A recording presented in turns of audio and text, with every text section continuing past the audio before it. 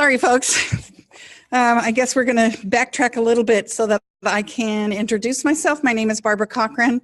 I'm the Associate Director for the Northwest Geriatrics Workforce Enhancement Center. Hi. And we're sponsoring this lecture series. This term is focused on Alzheimer's disease and related dementia. And I would like to remind you to check in with your site coordinators for handouts, to fill out your sign-up sheets, to fill out your evaluation forms, and if you're interested in signing up for continuing education credits. If you are not able to attend any of these lectures but are still interested in the content and not necessarily continuing education credits, you can go to our website. It's nwgwec.org. And our lectures are posted there within about 48 hours of their live presentation here. They're available for free, no registration. And today I'm really happy to introduce again Dr. Stephen Thielke. Stephen is a geriatric psychiatrist and a health services researcher at the UW, and he's with the Puget Sound VA Geriatric Research Education and Clinical Center, or GWEC. He's the GWEC Associate Director for Education and Evaluation, and he conducts research about dementia medications, depression, and pain in older adults, and the use of monitoring technologies in healthcare. It's a very popular speaker for our series, and I'm welcoming him to talk to you today about Dprescribing. Thanks, Stephen. Great. Thanks so much, Barb. It's a treat to be back again. Thank you all for calling in today. Last time I was here a couple of weeks ago, I was in the midst of one of those awful viruses going around. I hope that none of you got it, and I apologize to the people who were dialed in, because I was just imagining what the sound of my coughing into this microphone was like on speakers. It would not have been pleasant. So I'm feeling a lot better, and thanks for calling in.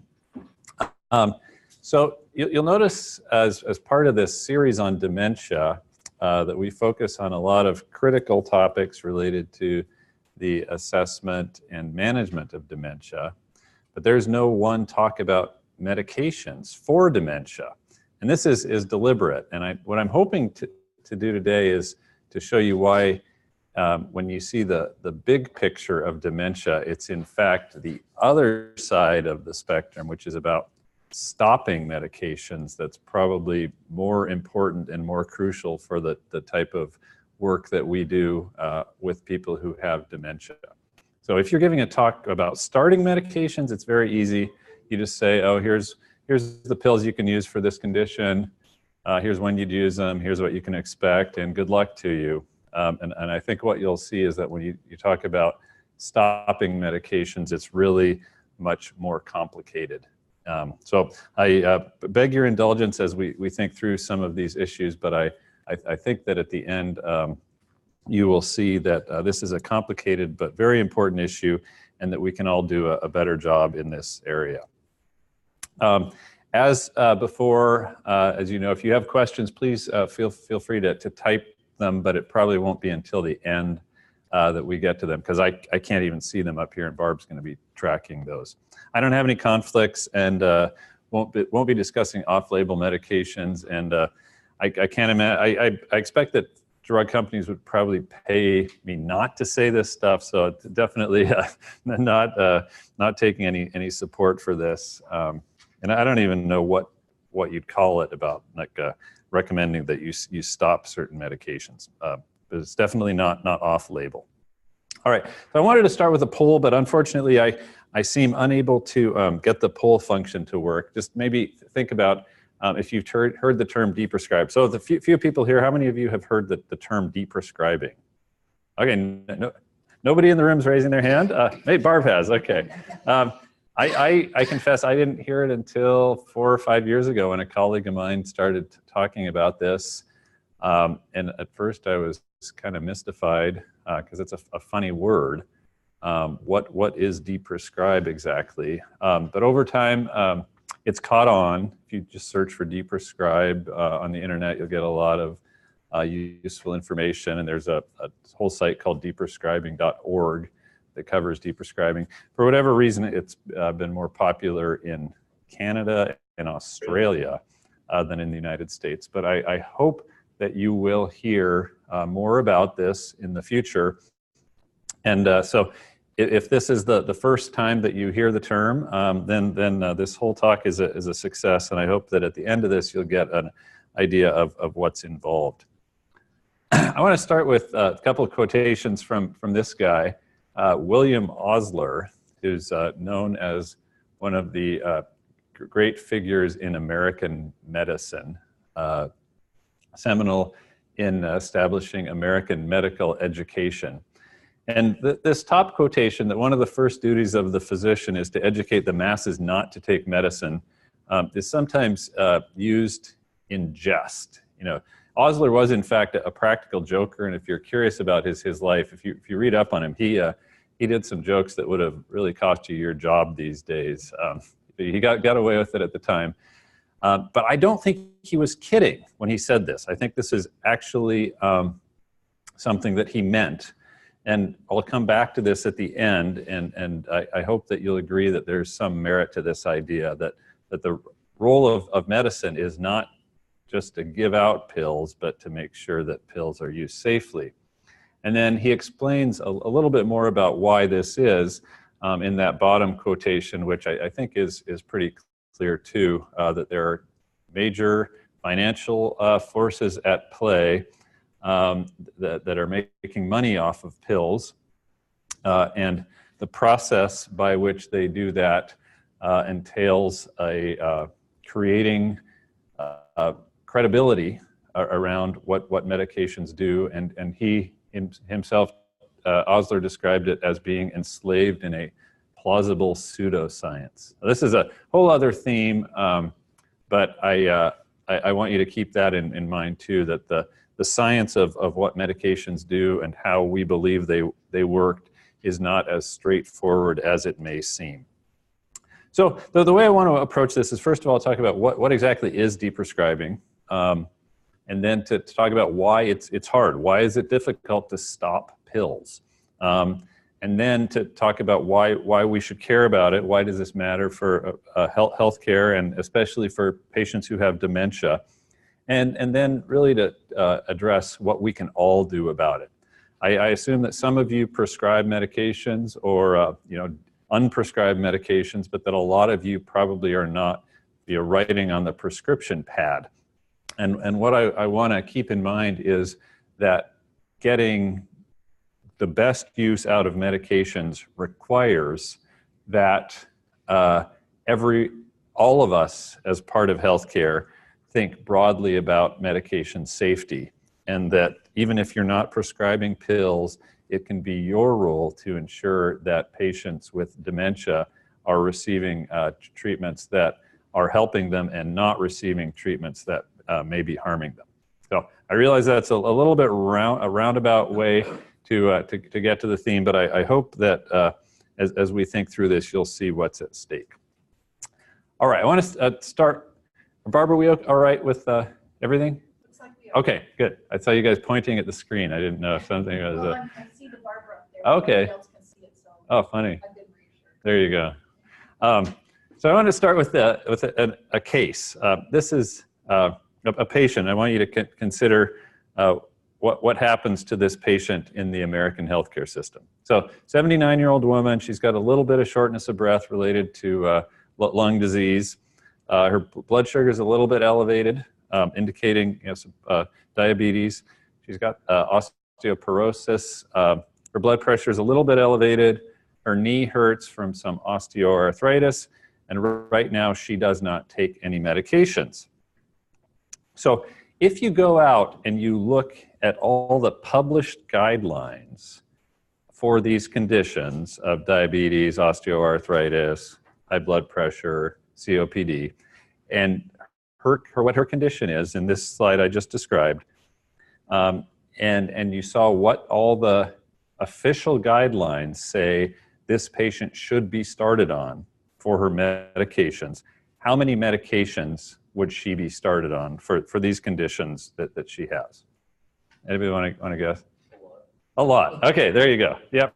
And then think about how much it would cost and if there are harmful interactions. So I'll give it away here. So she would be started on 14 medications for these conditions that, they're not going to kill you. They're relatively benign.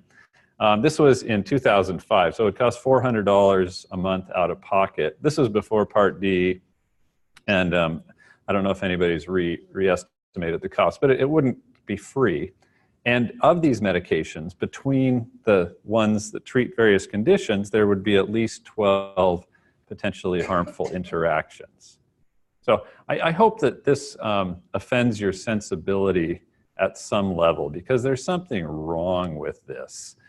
It's a sign of how, when you think about things in a silo, like here's this condition, here's a pill that the FDA says can treat it, here's what the Learned Society says you should be using, therefore the patient should start it, how that logic gets totally confused when you're talking about multiple conditions, and how the consequence is that people end up on tons and tons of medications. So this is the work of Cynthia Boyd. The citation is there. I'd recommend, if you're interested in this, you look at the paper, because it's really a brilliant approach to the problem. So this patient, as she's leaving the doctor, has her 12 pills, and I sure hope I'm not on the road at the same time that she is, because it might not be good. So anyways, that introduces this idea of polypharmacy. And I probably don't need to say it openly, but I just to make it perfectly clear, older people in America take a lot of pills, and most of them think they take too many pills. So when I ask patients how their pills are working, very often they'll say, well, they're all right, but I'm on too damn many pills. So that's the general context for this. And the point of it is that being on too many pills isn't necessarily a sign of providers who don't know what they're doing. In fact, it's a sign of providers who are following guidelines. So let's flip this around and take a case of a woman about the same age who takes 15 medications and is having side effects related to them.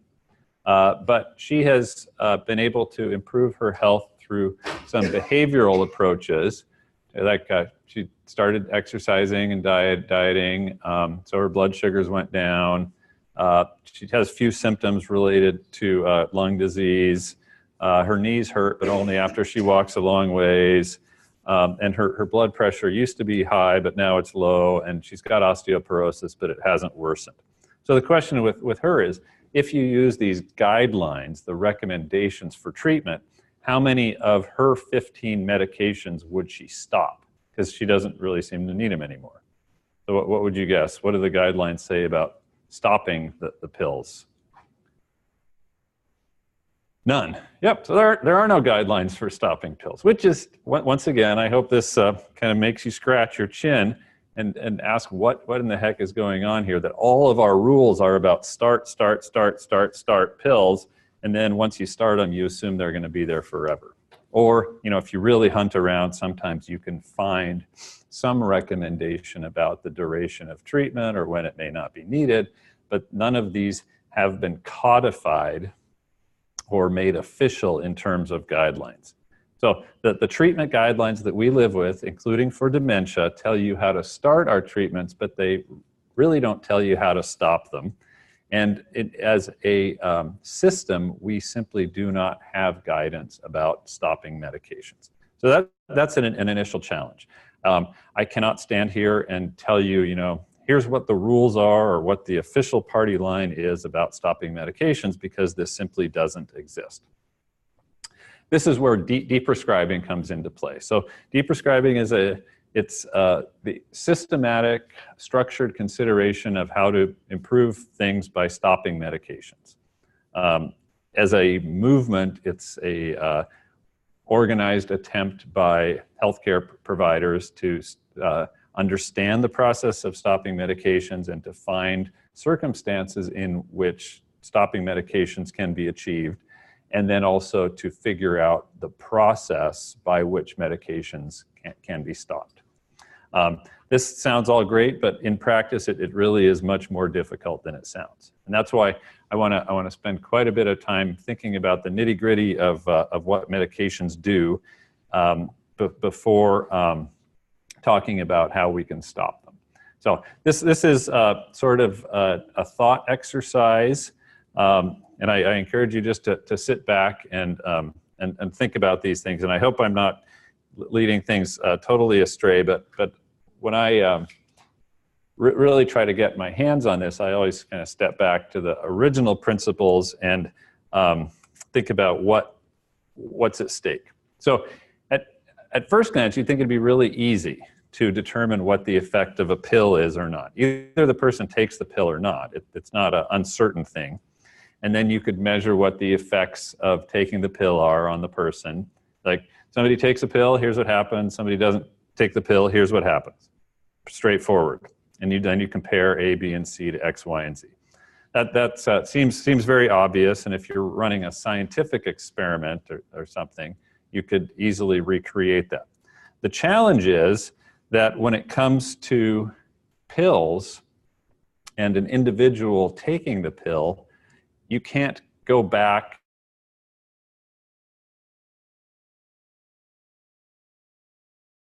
different consequences, but you can't compare in real time what would have happened if you both had taken it and hadn't taken it, because you at this point changed as a result into the future. This is pretty obvious about not being able to go back and replay life events. Like, say if you had made a different decision in your life, where would you be now? Well, you can guess all you want, but none of that is going to be based on fact. If you're dealing with a purely static thing, like in a lab or a test tube, you can repeat the experiment. Unfortunately, with people, the condition is always changing over time. There are very few things that are completely stable or that can return to the baseline again. So if you start a pill when somebody is getting worse, like on the left, then you're fighting against something that's worsening on its own. If you start a pill where the patient is getting better in their condition, then they get better and you say, well, this is because we started the pill. It's very difficult to look back and to judge what the effect was of one thing relative to the other. It would be relatively easy if we were unbiased, but unfortunately, there's what's known as confirmation bias, the idea that when you believe something, you're going to see it. Believing is seeing. And if you're optimistic that your treatments are going to help people, then you can find reasons why that happened. So all this is a prelude for why you can't logically determine if something had an effect simply by doing it and then assuming you can tell what happened from the consequences. This is where the placebo comes into play. So the idea of a placebo trial is that you get a group of people who take a pill, and then you measure what happens to that group of people, or they take a placebo and you measure what happens to them, and you don't know which is which. So that's critical here, is the two groups aren't sure of exactly what they're taking, so they're not expecting one thing or the other. And then on average, you would say that the people taking the active pill had this positive change in something compared to the average in the other group of people who wasn't taking it, and therefore the pill seems to make a difference. And this is how the FDA approves medications, and it's the gold standard for all of our assessments of medication. So ultimately, you're weighing this difference. It's supposed to be a blinded process so that you're not biased, and therefore you get an absolutely good result. The challenge with placebos is that all of them work way too well, at least for almost all conditions. If the placebo did nothing, it'd be very easy to say, oh, this group took a placebo, they didn't change at all. And the group that took the pill had a change, therefore all the effect can be attributed to the change. We'll see some data from placebo trials that proves that placebos can have huge effects.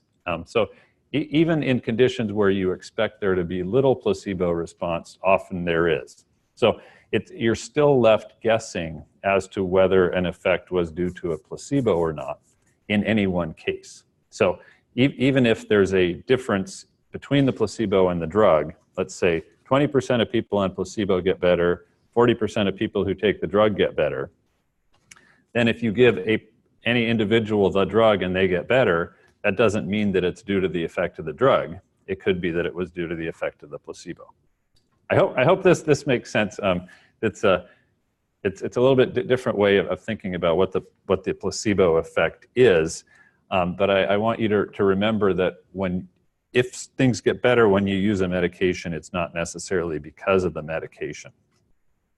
So it's a real challenge because almost all of the study that's done of medications focuses on starting them. So if you start at 0 dose, as you're going up, that's when people are in studies or when they're monitored by providers, and they have, if they have an adverse event, it'll be turned into the adverse events reporting database. So we know lots and lots about the challenges that can happen when people start pills, but we really don't know what happens when they stop them, because this has simply not been a subject of scientific investigation. And I'm going to come back at the end to talk a little bit about how we can make that better. But we really have a lot of uncertainty, and it doesn't make logical sense that the effects of stopping are going to be exactly the reverse of the effects of starting. So, if somebody has a change of 10 points in the scale when they start the pill, does that mean they're going to have a decline in 10 points when they stop the pill? Not at all. And that the data that we see about real deprescribing trials proves this point, that in fact, when you stop pills, a lot of times people don't have any change whatsoever. So it's not like it's just the reverse of a starting process. So this is the other problem of bias.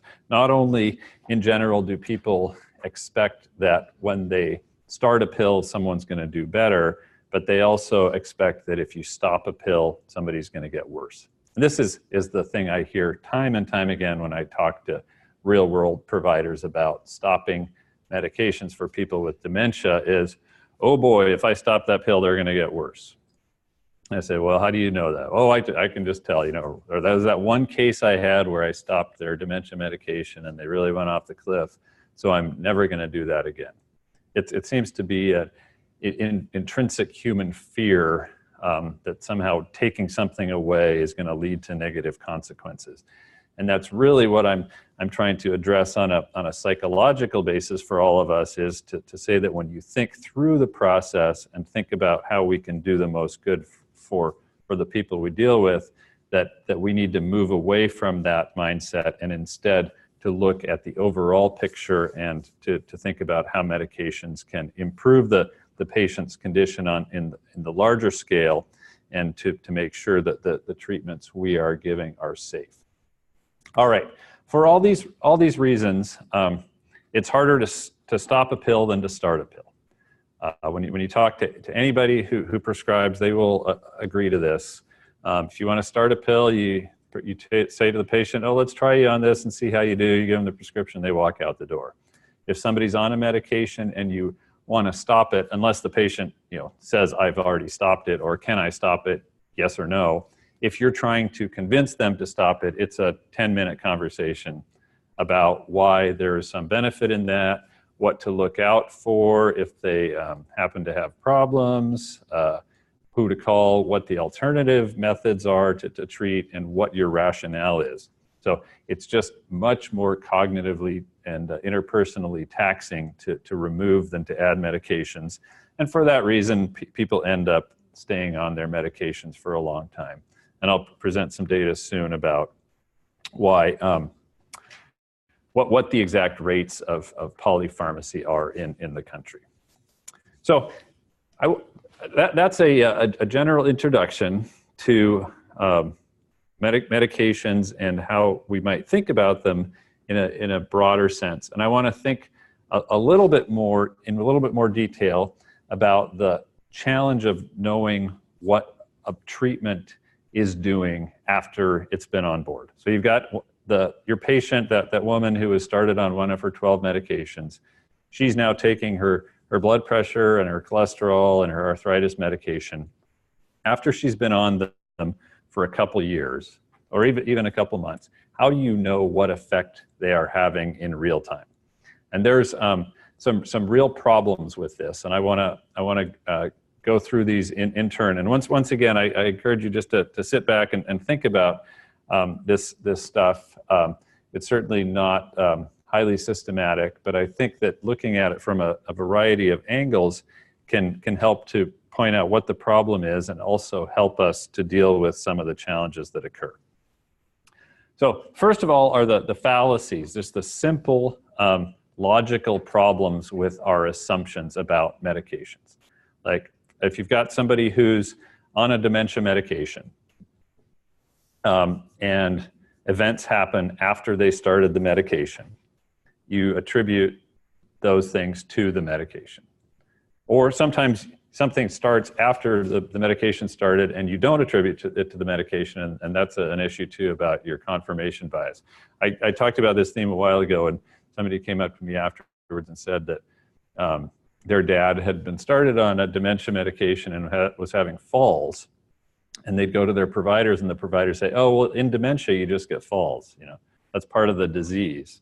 But in fact, when they stopped the medication, the falls got better. So this, your ability to connect or unconnect facts in time is really strong as part of your human brain.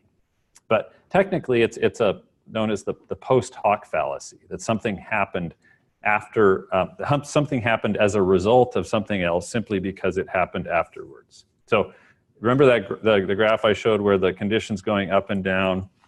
If you started the pill at a time when the condition was improving and the condition improved, you'd say, well, they got better because we started this medication, even if it really had nothing to do with that.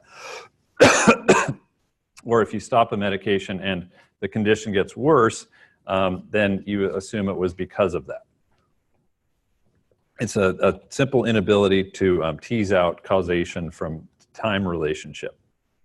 We also have a tendency to assume that we know what might have been.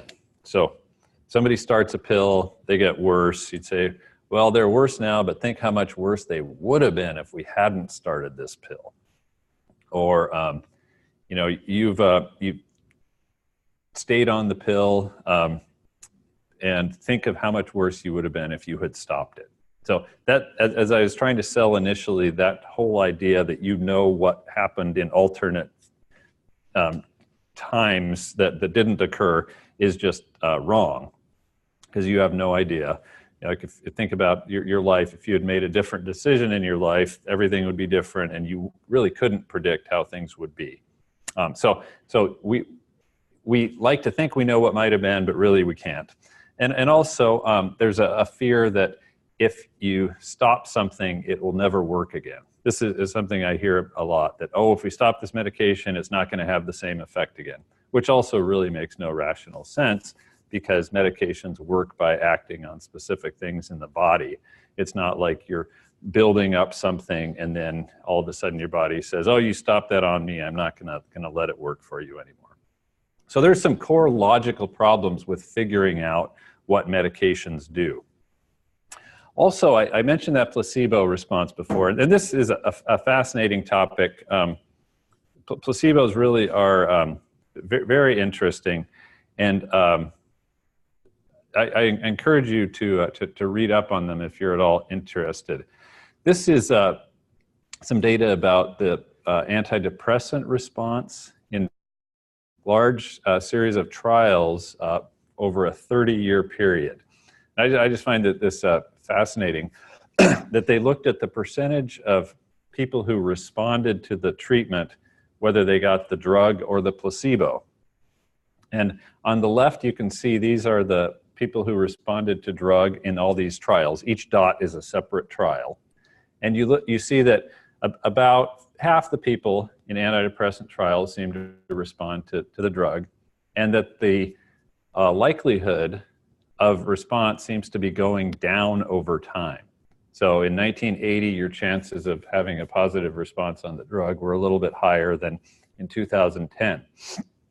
And during the same period, it looks like the effect of placebo was getting more and more, which it's not a perfect fit, but in their models, the placebo effect got larger over time, to the point that in 2010, the rates were roughly equal.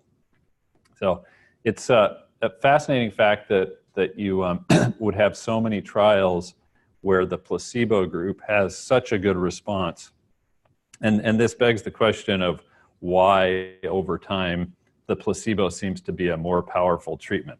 It's unlikely they're putting anything in the placebo to make it more effective over time, but but likely it has to do with expectations about what the medication's going to do, possibly more marketing around antidepressants, so that if you see the little smiling bouncy ball on TV that makes it look like all you need to do is take a pill and you'll be happy, then you're in a drug trial, then maybe your expectations would be higher and you'd have more results from placebo. Or it could be that the selection of patients for these trials has changed over time to the point that the people who are enrolled are more likely to have a placebo response. But all of this together means that without doing an actual trial, like a patient takes a drug, then the patient takes the placebo, then they take the drug, then they take the placebo, and you compare on and off, you can't attribute positive effect to a drug. Like just out of course, just from this data. It doesn't apply to absolutely everything, but given the fact that there is a positive placebo response in most medications, what you're seeing from the medication is the effect of placebo plus drug. It's not just the effect of drug. So once again, it really calls in question our ability to reasonably tie a drug to an effect. There's also a lot of optimism around this, which I referred to before as confirmation bias. But we're not in this business to not help people, and we like to do things for them. So we assume that if we're trying hard and working to get people on the right pills at the right doses, they really must be working. So we need that to be true, or that this is really what we deal with in Western medicine. It's our toolbox, and if one pill doesn't work, then that's another. So it's this optimistic spirit, I think, really colors what we do and makes it a little hard effective. There's also a challenge with what happens when you stop certain medications. So look at this graph and see which group would you rather be in. So you're either continuing the treatment or you're discontinuing it. You'd say, well, if higher on the y-axis is better, I'd want to stay in that continuation group because they're doing well, and the person who stopped, boy, they're doing really bad.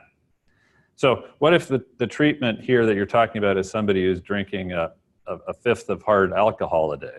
So if they stop drinking the alcohol, they're going to go through withdrawal and they're going to tank. So here, if you're dealing with abrupt withdrawal, it makes it look like stopping is bad. And in psychiatry and in some of the dementia medications, this is a real effect. So you have to get past that and appreciate that what you're trying to do is look at the long-term good. So what you'd say about the person who's drinking a lot is if they continue drinking, they're in the red line, they're going to get worse and worse. But if they stop, they're going to have this little period where they get worse, go through withdrawal, and then their overall condition is better. So it's not just as easy as saying, oh, we're going to stop and then measure everybody a week later and see how they are, because it may be there are abrupt and longer term effects.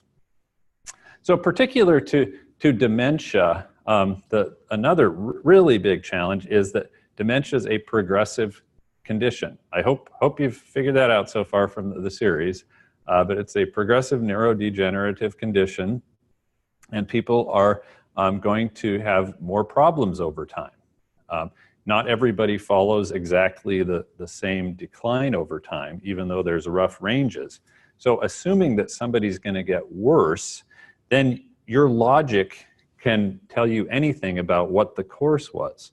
If somebody follows that red line, you'd say, oh, they're worse now, but think how much worse they would have been if they hadn't taken this pill. When in fact, maybe if they hadn't taken the pill, they'd be on the pink line.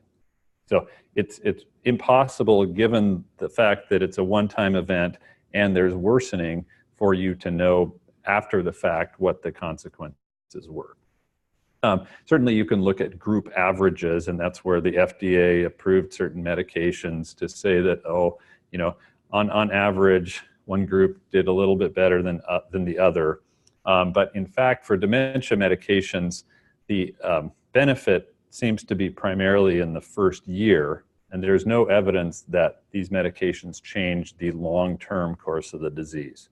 So you're getting a symptomatic benefit.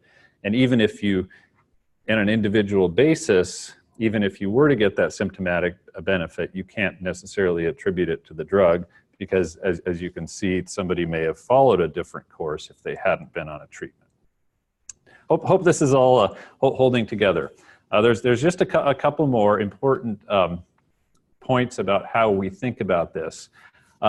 So the other really critical thing in dementia care especially is that medications often get changed in the time that there are problems. So somebody gets admitted to the hospital and they're delirious or they're having a medical problem and they have their medications stopped and then they seem like they're worse. So if you only see the pill part of it, you'll say, oh, they stopped the pill and now they're worse. And what you don't realize is that the stopping of the pill was related to some other problem that made them worse. So this is a real challenge, once again, about how we reflect on things that happened in the past and how we tend to connect events, even if they don't necessarily make sense in the big picture. So this is an account I hear sometimes. He stopped the medication and now his dementia seems worse. And then when we really looked to see what happened, there was a delirium that had occurred and the patient was unwilling to take medications, and really you cannot attribute it to the stopping of the medication. The only way you can do that more logically is to have a planned stopping, and that's where Dprescribing comes in play. And then finally, to be perfectly honest about this, we know almost nothing about discontinuing after long term. I'm talking about this as if I knew what happened, but really my guess is as good as yours because there's just little science around this. As I pointed out before, from all the FDA studies, we know tons and tons about starting medications. There's a couple of studies about abrupt discontinuation after you start. So they'd bring somebody up on a dose and then take it off and then see if their condition worsened. But not many of those, and very, very few scientific studies of stopping medications after long-term use. And I'm hopeful that over the years we will build this database and that maybe 10 years from now there will be a lot more science around this and we will have a much better approach to understanding when and how to stop medications for all conditions and especially for people with dementia. So to tie all this together, it's pretty much impossible to know for any one person if they would have been better off on or off a medication in the long term. In the short term, it's a little bit easier to tell. Somebody starts a pill, they have serious side effects, then you can attribute it to it. But if somebody's been on something for 2 years, 5 months, whatever, just a long term, you really cannot reason, oh, they would have been better or worse if they hadn't taken it. This is all fine and academic, but the problem is that the system, when in doubt, adds on pills or keeps the current pills.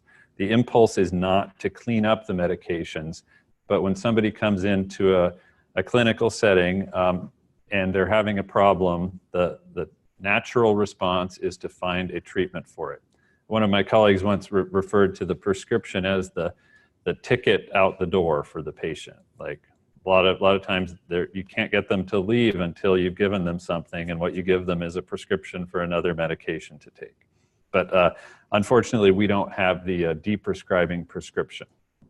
And I don't want to go into too much detail about the motivators for it, but I think that what keeps us from stopping and what makes us inclined to add more are, first of all, the guidelines, which tell you add pills, don't stop them, and also the uncertainty and fear that we have about what would happen if we stopped.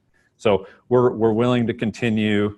We're willing to say, oh, maybe one more pill will help, and we're not willing to move past that in order to say, well, maybe it's the pills that are part of the problem. So far, all I've done is wave my hands around about how we think about medications, but I haven't yet sold you on why this is a problem. So now I do want to turn to that now, and to suggest to you that this is in fact a big deal for older adults, and for especially for people with dementia. So 1 in 8 older adults reports an adverse drug event in a 6-month period. So that's an awful lot. A quarter of older adults are hospitalized for a drug-related event in a 5-year period. So that's a lot of hospitalizations with a lot of cost.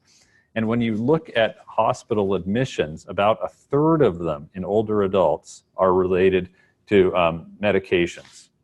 So this is just a kind of staggering figure when you think about why people go to the hospital, that 1 out of every 3 times somebody is admitted to the hospital, it's pretty much preventable because all they would have had to do was not be on this medication. This really is a big deal for the system. And when you look at the rates and why people are admitted related to medications, it has to do with the number of pills they take. So being on 8 or more medications makes it 2 or 3 times more likely that you're going to be hospitalized for a drug event than being on 1 to 2. So this is like the peril of polypharmacy. And then when the pharmacists look to see which medications may be inappropriate, 2 in 5 people in residential care or the communities, this is all older adults, are receiving a potentially inappropriate medication. This isn't a one-off or rare occurrence. This is a large number of people. And the biggest predictor of an adverse or inappropriate prescription is the number of drugs that people are taking. So if you're only on 2 drugs, your risk is about 10% per year, which is still pretty high. But if you're on 7 or more drugs, you're almost guaranteed of having an adverse drug event. So this is not just something in a select group of older adults. This is a problem for the entire population, and in particular for people who have multiple conditions. So then your next question might be, well, how many drugs do people take? The average number of medications that somebody who lives in the community over age 65 is 3. People in residential care facilities, it's 7, and in the hospital, it's 9. The standard cutoff for what we call polypharmacy is usually 6 medications, so being on 6 or more. And as you can see, that would make sense given the risk of adverse drug events. But even for 4 medications, it's still a large amount. So the challenge is that when people are in the hospital, they have some medications stopped, but on average, 2 additional pills are started. So you go on the hospital with 8 medications, 2 to 3 of them are stopped, but 3 to 4 are added, so then you leave the hospital with 10. And when it's been studied, it's been found that polypharmacy greatly increases the risks during the hospitalization also, for bad effects like delirium. I want to turn now to some of the specific drugs in dementia, and these are ones that you will see when you're dealing with patients who have dementia. In particular, antipsychotics. So the antipsychotics are drugs like Haldol, risperidone, olanzapine, quetiapine, aripiprazole. They were originally developed to treat conditions like schizophrenia, but they're used for behavioral symptoms in dementia. And as I pointed out during the last talk, in terms of FDA-approved treatments for the behavioral symptoms of dementia, there are 0. So these are all used off-label. And they are known to increase risk of death. So this is not just a minor side effect. This is very serious stuff. And in the placebo-controlled trials, people who took these medications who had dementia were about 1.6 times greater risk of dying than the people who took placebo. So this is not just an artifact. So you'd think with a medication that is risky like this, that nobody would be taking it. But in fact, about a quarter of people in American nursing homes are prescribed one of these medications. So this is once again a large-scale problem. Surprisingly, Canada seems to have even higher rates of antipsychotic use than America does. So this is the black box warning. This is what's printed on the packaging for any antipsychotic, that increased mortality in elderly patients with dementia-related psychosis happens. It specifies that these were placebo-controlled trials, and there was this risk of death between 1.6 and 1.7 times. And the cause was not a single condition, but a variety of conditions. So this is a big deal. And if you were just presented with this, like, here's this drug that increases risk of death in people with dementia, what would your response be? You'd think, well, how can we get people off this medication? Or that when I really stopped to think about it, I thought about the opposite, which would be, let's say your miracle treatment was to take people off of the drug or not to be on the drug. Then it would look like you would come up with this great new way to save lives. Like if you came up with a new pill that reduced risk of death by 38%, that would probably make the headlines in the papers, because that's a big amount. When really the breakthrough here is simply not being on a treatment. So it's funny how we always go to the act of doing something as having value, but we find it more difficult to see the benefit in not doing something. So the miraculous breakthrough here would be as if we could reduce rates of antipsychotic prescription in people who have dementia. There has been a lot of attention to this recently, and I'm quite impressed that a lot of nursing homes have been able to do a great job in reducing rates, and some of them that had concerted efforts were even able to bring their rates down to zero in a pretty short amount of time, simply by attending to more behavioral approaches. So that's just a brief summary of the risks of antipsychotics, which I hope will be a key take-home for you. And as you see people with dementia, if they're on an antipsychotic, please stop and ask yourself or ask the team, is this really necessary? Because you're increasing risk of death, and that's a big deal. So getting people off of them can save lives, and oftentimes they don't really provide much benefit either. So I want to switch now to talk a little bit about some of the science of deprescribing. When you really study what's happening with medications and how they're used, and what happens when you stop them, you come up with some unexpected facts. First of all, when they do large surveys of medications and what their indications are, like is there a condition for which this medication has an FDA approval, about 1 in 5 of them don't have any reason at all. So they're just prescribed by somebody whether or not they have a condition to treat. And about 3/4 of those don't even have any scientific basis. So if you're in this setting, the only reason you'd use a pill is if you're able to measure some specific benefit for the patient. Like, does the patient tell you that this pill is helping them? It's not simply because they have the condition. So what happens when you stop them?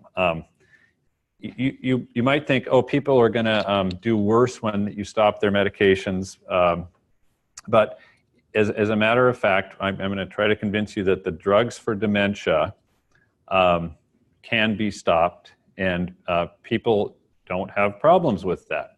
So this is an article that came out recently about stopping antipsychotics, and their conclusion there was that antipsychotics are associated with harms. I talked about that, risk of death, and can be safely tapered.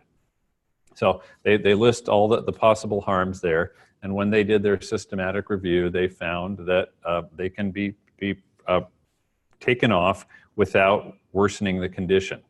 And they came up with this algorithm, which I don't want to go through in detail, but what they suggest is, first of all, you figure out why the patient's taking the antipsychotic medication. And if it's a condition on the right that potentially could be lifelong, or involves like a thought disorder or schizophrenia, then potentially you might want to keep it if it's indicated. But if it's for the symptoms of dementia, there's really no good reason to keep it on. And then they propose a scheme for how to taper it and how to monitor what happens and what to do if the symptoms worsen. So this is, I think, a great step forward for medication safety, because it's one of the first deprescribing algorithms. And I hope that you will see more of these in the future. If you can read the small print, it's from Dprescribing.org, which I mentioned before, which is out of Canada. So the other medications that are used to treat dementia, like donepezil and galantamine, have also been of interest. I'm doing a study right now where we take people off of these medications in a double-blind, placebo-controlled way. We don't have all the results yet, but a similar study that they did in Canada, where they took people who were in a nursing home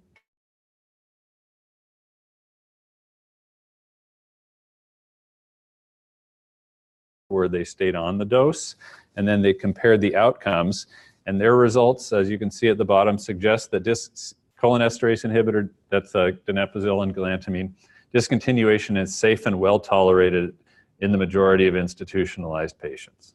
So here's a demonstration that when you do something systematically and with an intention to figure out what's going on, that really deprescribing is possible in people with dementia. Just anecdotally, in my study, we've had quite a few people who reported doing better after they came off the medication, which was surprising to us. We expected there to be no change or some people to get worse, but there were people who said that the condition improved. So this is certainly not the final answer. It doesn't tell you when to do it, but certainly it's an indication that medications can be stopped in the setting of dementia. A colleague of mine recently was working with clinicians from Japan, and apparently in Japan there's a big movement to move away entirely from medications for dementia. Like that the best approaches are behavioral.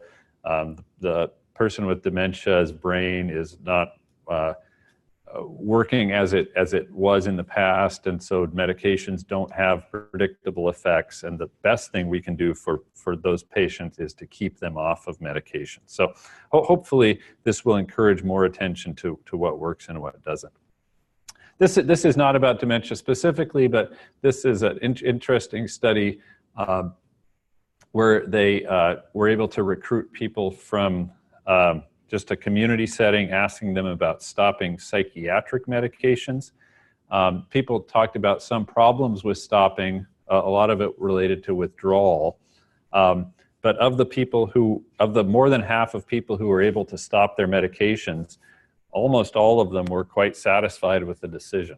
So this to me proves that you don't need to stay on pills, or not everyone needs to stay on pills, even for conditions that you think may need ongoing treatment. And this is just a little ad for how my field of psychiatry really needs to attend to this more. This guy wrote an editorial talking about a prescription for deprescribing. So I want to turn now to think about what we can do, all of us, not just on a case-by-case basis, but to help the system to move ahead. So first of all, we need more evidence. That figure with all that shows where we know things. We know a ton about starting medications. We know next to nothing about stopping them. So we just need better data. The guidelines can be very helpful. They run the risk of depersonalizing care but in the long run, this will help people to know how to deprescribe and also to give them confidence. We don't have a very good process now for checking back with people as to what happens when they stop a pill. It's usually like, oh, why don't you try stopping it and call us if there's problems. But it would be much better if there was, say, a sheet that you could print out for stopping this medication, and when you stopped it, you handed it to the patient and they would have specific instructions on what to do. And also for there to be potentially double-blind N-of-1 studies. If you really wanted to know if the pill made a difference or not for you, you would have somebody give you a placebo or the active drug and take it for a while and then determine for yourself if it worked. We rarely have that in our system. It used to be done more commonly for ADHD, for kids, where if you wanted to know if the stimulant medication was helping the kid with ADHD, the pharmacist would make up either a placebo or active drug, and then the parents and the teachers would provide ratings, and then they would switch over one to the other, and then after the fact, everyone would get all their data together and say, you know, did the child do better when they were taking the active drug or the placebo, and how did they feel? And then you can make a reasoned decision. That's pretty complicated, but if you really cared about whether the pill was helping you or not, that's how you would approach it on an individual basis. And perhaps our health system can set up something like that. But the most important point I want to make to everyone is that what's lacking really is permission for us to think about stopping the pills, and also for our patients to bug their healthcare providers about stopping pills, so that we're checking in on this. It's not a let's start the pill, then you're on it forever, and only stop it if you've got problems, but rather you're on these pills, which of them do you need to stay on, and what's the long-term plan? In other words, when you start a pill, you should be thinking about the end game for it, rather than just assuming it's a one-time event. Or more generally, that we all need skills at deprescribing. So I talked to the medical students, and most of them haven't heard about deprescribing either, and when they think about what they learn in medical school, they realize that they learn next to nothing about stopping medications, as certainly I did. So I'm hoping that maybe as a system, we can all develop skills around this, and little by little to budge the needle and to make sure that the pills people take are the ones that will keep helping them. So guidelines would work well, but they require a different approach, which is really to keep checking in on every medication and considering what its benefits are, having a structured approach to stopping medications rather than waiting for problems, and then really fundamentally rethinking what our logic is, especially around post hoc fallacies. So if you're dealing with patients and you think they're on too many pills, you could encourage them to ask their providers, like the direct question, why am I taking so many pills? Tell me what each of these do. And how could I figure out if these are helping me? So providers aren't used to these questions, so I expect it would take them off guard. But I do think that there would be benefit for everyone in the system if patients ask these questions more. And ultimately, if all of us felt more empowered in being able to stop medications. So I want to return now to these original quotations and hope there's a little more depth to what Osler said about the duty of physicians being to educate people not to take medicine. I don't think he necessarily meant that it was easier to start than to stop medications, but it certainly fits exactly with the theme that I've been addressing, that if people are prepared and skeptical, they will end up getting more of what they want. And moreover, that the logic about the benefits of medication, when you really break it apart and tease out the the components is a form of pseudoscience, and that if you apply real scientific principles and the relationship between cause and effect, you'll realize that a lot of the things that we do that we assume are helpful may in fact be harmful. So I want to end with an actual case I saw in our memory disorders clinic. This man who was sent to us because he had cognitive problems and his memory was going. He told me he really couldn't think straight, didn't know what was going on. When I opened up his medication list on the computer, my jaw dropped. He was on 5 different psychotropic medications prescribed by his psychiatrist and primary care provider. 2 of them were anticholinergics, which as you know, can cause confusion. And it was, the most tragic part was it was really unclear even what the conditions were that we were being treated. It wasn't like he had a long history of schizophrenia or depression. Instead, he had started coming in with symptoms, and his providers had just added on pills to treat symptoms and then to treat the side effects. So I was quite concerned about this. We worked out a clear plan with him and his family to taper off 2 of the medications, and then we were going to check again, and then pursue the rest. So I gave him a call a week later to ask him how it was going, and he told me, "Oh my gosh, doc, I'm all cleared up. I feel like somebody flushed the toilet in my head." And that image is a real graphic one, but it stuck with me. And sure enough, this guy had simply been on too many medications. He did not have dementia. He didn't have any reason for a cognitive impairment. And if somebody hadn't given him permission to try stopping the medications, he would have just kept on this way, and eventually I assume he would have had some even worse outcome. So I'm not saying all cases are like this, but it's a stark reminder to me that there are many cases when we can do more harm than good with our treatments. And then to end this on a soft note, I wanted to present this little idea about how we can frame what stopping means. You know, if you tell somebody, "I'm going to stop you from doing this," it often sets up defenses. Or, you know, telling somebody they can't drive it's not a good idea. Or it sounds like you're withdrawing a benefit that someone's entitled to. And this quotation that a patient gave this to me, and it said it was by Buddha, and I had been citing it as that, and then when I really looked online, apparently it wasn't by Buddha, but it was by fake Buddha. But I like it. So it's a kind of story about what matters in life: how much you loved, how gently you lived, and how gracefully you let go of the things not meant for you. So I try to frame Dprescribing as letting go of the pills not meant for you. It's not like we're taking away something from you, but that we're making sure that these things that may not be right for you are not going to continue to play a role in your health. So please let me know if you've got any questions. That's my office number and my email, and I'd love to talk more about this. If you have any other ideas about Dprescribing or questions, just let me know. And I really appreciated the questions from last talk. Thank you for emailing me those. Yeah, so I don't have any questions in the chat box yet. I'll ask in the room if you have questions. And excuse me, I'll need you to repeat. Okay, great.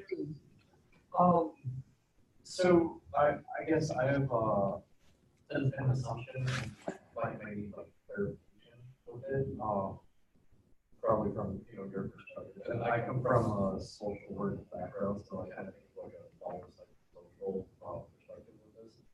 And so in terms of like the variation with medication,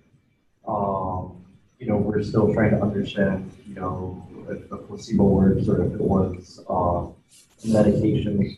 And is that due to like the lack of like replicating studies that are out there, or what is the issue that you? Oh yeah, great question. So the core question is differentiating between the effective medication and the effective placebo, and how would you answer that better? Yeah, right. So the current answer is, well, you do a placebo-controlled trial. If there's a statistically significant difference between groups, then say, well, the drug works better, and then you can have the FDA market it. It's all very like market and government driven. And sometimes the difference is minimal. Like some of these cancer drugs that get approved, 85% of people on drug died at 2 years, and 92% of people on placebo died at 2 years. And that's enough difference for the FDA to approve it. Or for a placebo response in some of these antidepressant drugs that get approved, the placebo response rate is 50%, the drug response rate is 62%, which is 12% difference, but it loses sight of the fact that the bulk of the effect can be attributed to placebo. So, are these being replicated? So that's the other great question, is about replication.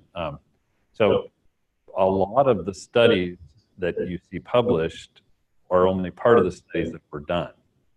So there's tons and tons of negative studies that never got published. It's a little bit better now that companies are mandated to register a trial in advance. So you can't just do a trial and then hide the results, but your decision to publish the results depends usually on whether you got positive results or not. So for public, there's kind of like a pressure from publications to have like a positive. Absolutely. So if you funded the study and you're trying to sell the drug, then you really don't want to publish what's a positive result. And similarly, even if you're just doing the research, it's much more interesting to have a positive result than a negative result.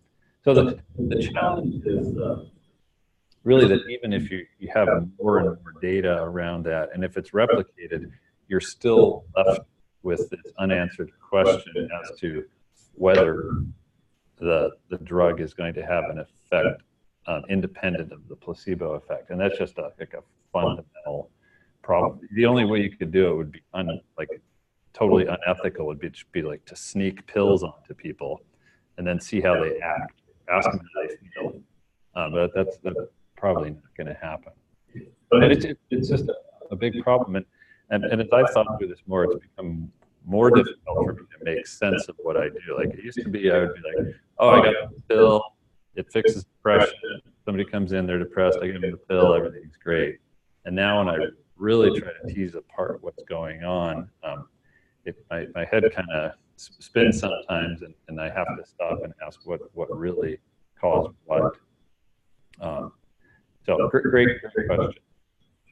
So here's a question from one of our AAAs, which is, who's funding research on deprescribing? Excellent question. So who is funding it? So the VA, we have a grant on deprescribing from the VA, and they're interested in drug safety. A challenge there has been that in a system like the VA, which is all centralized, it can look like deprescribing is just a way to save money. You know, you're taking away expensive pills, and what if pills are they're a right that patients have, and so if all you're doing is try to deprive people of something that's expensive, you're not working in their best interest. So that's just like a core challenge. The Canadian government has invested in this, and the Australian government, and some other countries around the world. But other than that, it's been specific medical centers who are trying to pursue this idea. It's a great point that there's not a lot of money in it. There is a lot of money in selling things, but not a lot of money in not selling things. So just out of curiosity, do you give this presentation to medical students? This person thinks it would help a lot. Oh, yeah, thanks for pointing that out. I have not gotten on their curriculum. When they rotate through, I'll talk to them about it. And I've talked at settings where the medical students are present. I was able to sneak it in for a while into the medical students, and a lot of them seemed kind of distressed when I would talk about this, because when you're in training, you got to believe, you got to have that optimism about what you do, and to have somebody tell you, oh, all this stuff they tell you works may not work. It's really destabilizing. But I agree. I think that would be the best time to catch people in order to get them to think a little bit differently.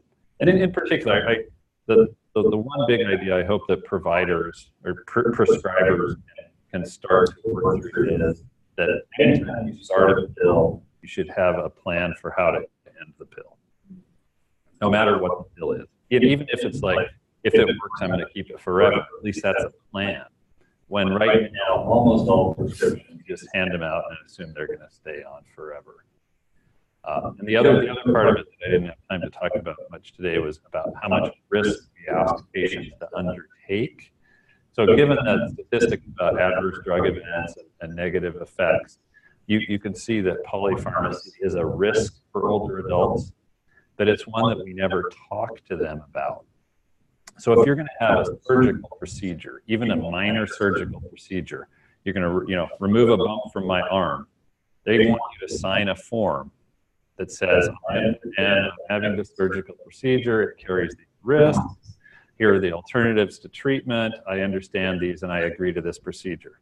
Even if it's a tiny risk. But when somebody is prescribed their 5th, 8th, 10th, 12th medication, they aren't asked to undertake or recognize any of that risk. It's just done to them. So I think the other part of it that would make a big difference is if there was an explicit involvement of the patient in undertaking the risks that are inherent in multiple medications, and that would make a big difference. But that's clearly a larger scale change that would require some serious systemic rearrangements. And when I talk about that idea to providers, they get really defensive because they don't want to tell the patient, I'm prescribing you your 8th medication, and this is going to triple your risk of death at 5 years. Do you want to do it? It's very awkward, and they're much more comfortable saying, here, take this pill, it's going to help your condition, without seeing what the consequences of all the pills are. So what do you see as the role of the pharmacist in deprescribing or talking to patients about stopping meds? Great question. So the role of pharmacists, this is very timely. So one of the things that the VA has started is a pharmacist-driven deprescribing project. So it's called Vione, V-I-O-N-E. If you look it up, the way this works is that patients who are on 10 or more medications are identified through our electronic record, and then they are scheduled with an appointment with the pharmacist. And pharmacists have the legal authority to stop medications. They don't need the provider's approval. And then all the medications that they take are categorized as V for vital, like it's going to keep you alive. I is important, like it's going to help to prevent a disease or treats a symptom. O is optional, like it's supposed to make you feel better, but it's not doing anything materially beneficial for you. And then N is not indicated, like it's an actual pill that you shouldn't be taking. So the pharmacist goes through, categorizes these. The ones that are not indicated, they stop. And the ones that are optional and the patient doesn't want to be on, they stop. And then they categorize this in the system. And the E stands for every medication needs an indication. So the idea is that you shouldn't just be given a pill because you were started on it. And oftentimes the patient doesn't know why they're taking it. So if there's no condition you're treating, you shouldn't be getting the pill for it. So when they've done this, they've had great initial success. Providers have not minded that the pharmacist is kind of stepping on their toes, which surprised us. I think it may not work that well in other systems, but in the VA at least it has worked. So to come back to the original question about the role of the pharmacist, I think it's absolutely critical, and they're the ones who are really experts in interactions and in understanding some of the longer term effects. So I think that's a very big part of the way that this could work effectively, and we're certainly trying to promote that on a larger scale in the VA.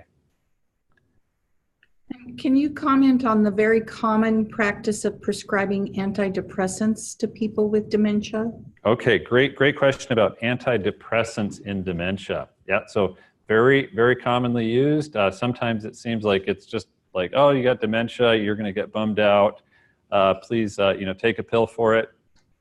I don't have a slide of it here, but if you're interested in the topic, just search for antidepressant dementia review. And about 6 months ago, a high-quality meta-analysis was published indicating that antidepressants have zero benefit in dementia when compared to placebo. Like, they just simply don't work. It isn't to say you're not going to get some placebo effect, or that some patients may have some benefit from them that isn't measured on an average basis through studies. But really, in terms of an evidence base, there is no evidence base for treating people with dementia with antidepressants. And I think this makes sense, because in dementia, you're getting lots of changes in the brain and in the neurotransmitters, and you cannot assume that things are going to work as they did in somebody who doesn't have dementia. So all bets are off. You cannot generalize from somebody who doesn't have dementia to somebody who does have dementia in terms of the effects of medication. And also the type of depression manifests as differently. So it may be a different neurochemical process that's going on in the setting of dementia as well. So the brief answer there is yes, it happens a lot. There's probably very little room for it, and very little science for it. So I read this, and I got kind of discouraged, because frankly I had used this as an approach, because families would come in and say, oh, he seems kind of bummed out. His mood's down. What can we do about it? We'd start an antidepressant, and I frankly never got much. It heard positive results, but at least it seemed like we were doing something. And then this study came out, and I said, well, that doesn't work, but maybe at least they can have some other benefits, like mirtazapine can have sedation as a side effect. And so, we could at least use it to help with sleep. And then sure enough, the next month, another study came out that demonstrated that mirtazapine doesn't help for sleep in the setting of dementia. So once again, when you really put all this stuff together, the take home is that you're really safest avoiding medications in people with dementia, if possible. This is a little bit far afield, but if you're interested in the theme of depression and dementia, you might also look up the work about donepezil or cholinesterase inhibitors and depression. Because when that's been studied, donepezil has been found to increase the likelihood of depression in people who have dementia. So there's a case where you start a pill that's supposed to help with cognition, and in fact, it may worsen somebody's mood. So instead of adding on an antidepressant, the treatment there would be to stop the original medication that led to a worsening in depression. Great question about antidepressants. Okay, and then Can I just say one more thing about that? In case you didn't know, antidepressants are one of those drugs, like with the alcohol example, where if you stop them, a lot of times you feel worse for a while. So it's a withdrawal effect with especially SSRIs, and that makes it so people stay on them because they're getting withdrawal symptoms when they stop their SSRI. So you have to be careful and taper down slowly. And then if somebody is having a problem at the very end of their taper, you can give them one dose of fluoxetine or Prozac, and that has a really long half-life and tapers itself off. So just another thing to be careful of. So you may hear from a patient, oh, he's a lot worse after we stopped his citalopram or sertraline, and you find, well, it's because they abruptly stopped it, and you're seeing a withdrawal effect and not necessarily a lack of benefit. All right, thanks. So this person is saying that they think the challenge is maybe patients want meds versus changing behaviors, including families caring for dementia. Patients maybe want meds instead of trying to change behaviors like the STAR training advocates for. How do you approach these kinds of situations? Another fantastic point about how patients oftentimes want pills, or families want pills instead of wanting to change behaviors, and that's a wonderful way to frame it. Our culture is kind of the pill for every ill one, and as I mentioned about the ticket out the door with the prescription, It's what you expect from doctors, and it's much harder and much more uncomfortable to tell someone, oh, you know, in order for things to get better, you're going to have to change a lot of what you do, you know, your lifestyle, as opposed to here's this pill, why don't you try it out and see if that helps.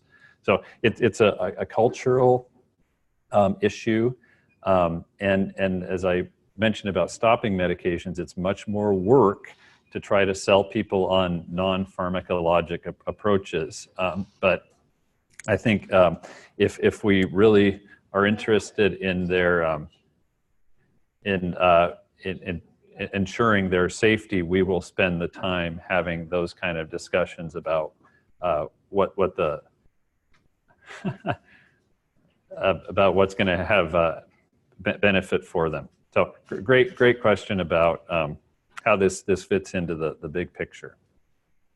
Okay, we've got another class coming in here, so we're going to have to cut it short. Well, that's fine. All right. We're supposed to be at 10 minutes. Oh, here we go. All right. Well, Couple more minutes to finish up.